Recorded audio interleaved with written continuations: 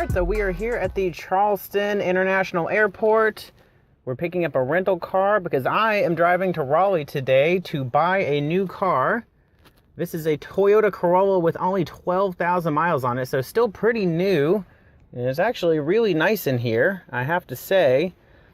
But yeah, so we're driving up to Raleigh. I'm going to pick up my new car. I will tell you guys what it is when we get there. But this first video is just going to be the adventure of getting there, a little bit of excitement of buying a new car, and kind of giving a quick little review on the Toyota while we're in here. So let's get rolling.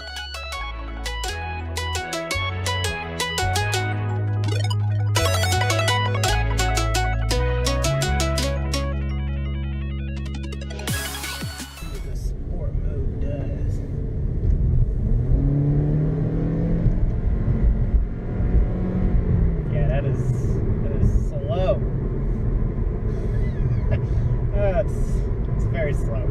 So initial impressions after driving the car for only 5 minutes are a little mixed.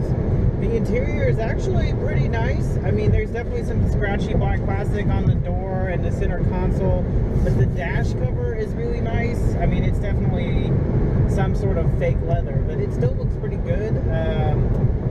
The infotainment system looks pretty nice. I wish it was angled a little bit more towards the driver, but this isn't a driver-focused car. I get that. So overall interior quality seems to be nice, but there are a few rattles, and this car only has 12,000 miles on it and already has rattles. So there is that. Yes, it's been a rental car that whole time, but it's still 12,000 miles, and I've already got some rattle on the dash. I drive these same stretches of roads every single day in the E39, which is now 18 years old, and a model that is 21 years old for like the E39 chassis, and it was probably started designing it 25 years ago. So yes, it's a BMW, but it is a very old BMW, and there's bumps in the road and noises that I don't hear on my daily commute that I'm hearing in this. The wind noise is a little bit worse. The ride is really smooth and comfortable, but more of what's happening on the road that you don't want is getting into the car. So when I go over bumps and things like that, I'm feeling it a lot more. It's also a lot more audibly obvious that I went over a bump. So even though the E39 has the M Sport suspension on it, it's still able to glide over those bumps with a little bit more finesse. Now it might come down to the fact that it probably weighs 1,000 pounds more than this. I have no idea what the curb weight on this car is, but I'm sure it's pretty light. I also don't know what transmission this is. I'm assuming it's a CVT because it's a modern Toyota. The sport mode, I mean, it will take you up in the RPMs. It will not take you to red line. Like, I could not get it to red line. It'll take it to like 55, 5,800 RPM and kind of hold it there, which that might be where its peak power is, so that's fine. But it's really slow, which is fine. I mean, for someone buying this car is not buying it because it's fun or it's fast, but it is really slow. It's even slower than my wife's Altima, which has the 2.5 liter engine in it and is heavier, and this feels a lot slower. Technology, it has lane departure warning, which is nice. I mean, people have been surviving for years without lane departure warning, so that's not like game changer. I must have it in my car, but it is a nice little safety feature, especially if you're buying this as a first car for a teenager. The dash is rattling really bad right now. I don't know if the camera's picking it up, but it's really obnoxious. But overall, I mean, this isn't bad. This is like the cheapest rental car I can get to drive up there. So for that, I mean, it's going to get the job done. It says that its average MPG is 32 miles per gallon, so I don't know if, you know, how those other people were driving the car, but I'm sure it gets pretty good gas mileage. So we've got about 3.5 more hours of driving to go. We literally just left. So I'll update you guys a little bit on the way through, but I'm going to go ahead and probably turn on the podcast.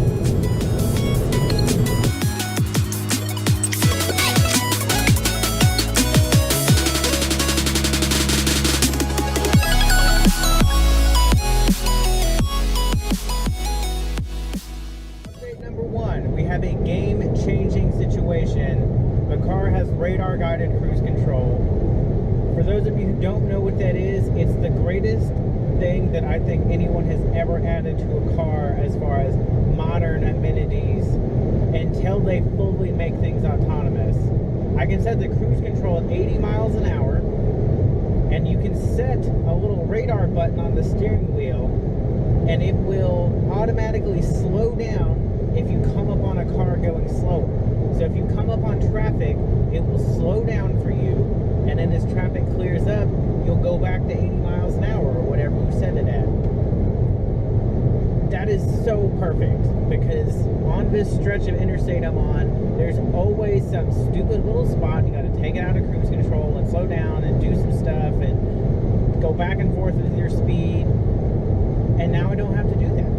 In traffic in the morning, that would be amazing. And you can set the distance. So if it's really slow traffic, you can set it a little closer so you don't have some enormous gap in front of you and you got people cutting you off all the time. And if you're like this, I can set it a little further away because it's open, it's a Saturday, and there's really not a whole lot of traffic out on the interstate right now.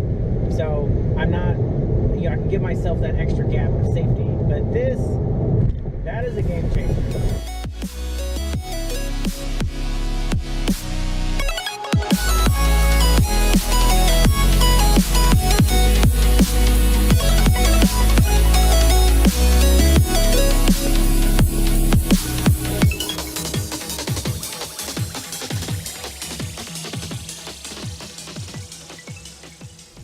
So we just crossed over into North Carolina.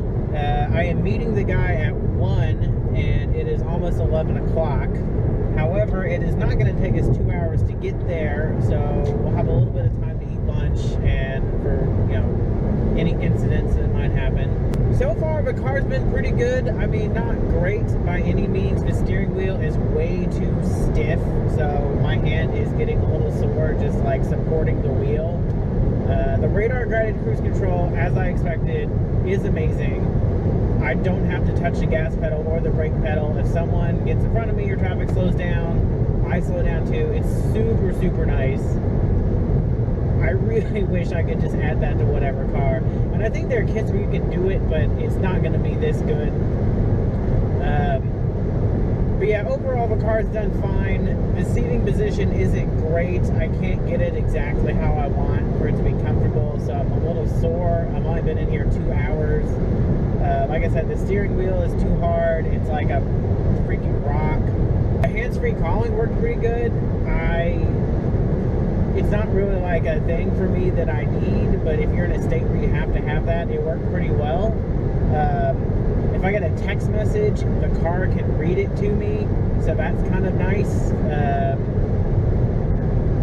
So yeah, it's got a few little bells and whistles that I can appreciate, but I'm not going to get a boring new car for those features. I would so much rather have an exciting car than have these things that, yeah, they're nice, but it's not worth giving up the fact that I'm driving a Toyota Corolla that's really slow and boring. But for the job that I'm using it for, of just driving me to my new car, and then I can drop this off at the rental place and drive the new car home, it's working perfectly fine. But I'm super excited to get there and see the new car. It looks really good. He sent me a bunch of pictures. I've got the VIN numbers, so I can see all the options that are on it. It's the year that I want, it's the model I want, it's the color I want. I'm not crazy about the interior, which you guys will see in the next video when we do like a full walk around the car and all that nonsense. But the color of the seats isn't like a make or break option for me. There's a bunch of other great things about the car that are make or break, and all of those are checked. So I'm really excited to get there, see what it is. Don't cheat and go to the end of the video. Put a comment below and guess what you think I am buying.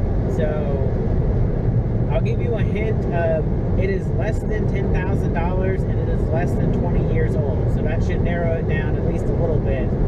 This will be my daily driver replacing the BMW. So just drop a comment, let me know what you think it is, and I'll see you guys in a little bit. We're gonna go get some lunch. And then at the end of the video, you guys will see what the car is. And in the next video, we'll go over what you should do when you're looking at a car, what you should do when you pick up the car, before you drive back, all that nonsense. And then we'll go over what I'm going to do with the car once I get it. So keep watching and look forward to seeing what my new car is.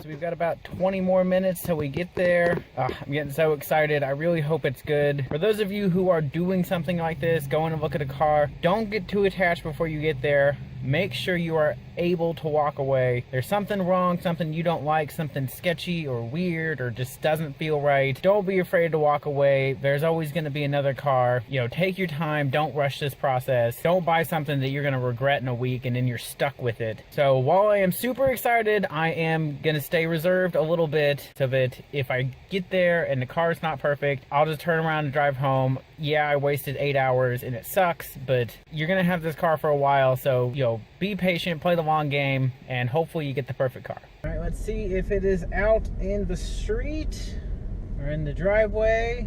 It is not a 392 Hemi.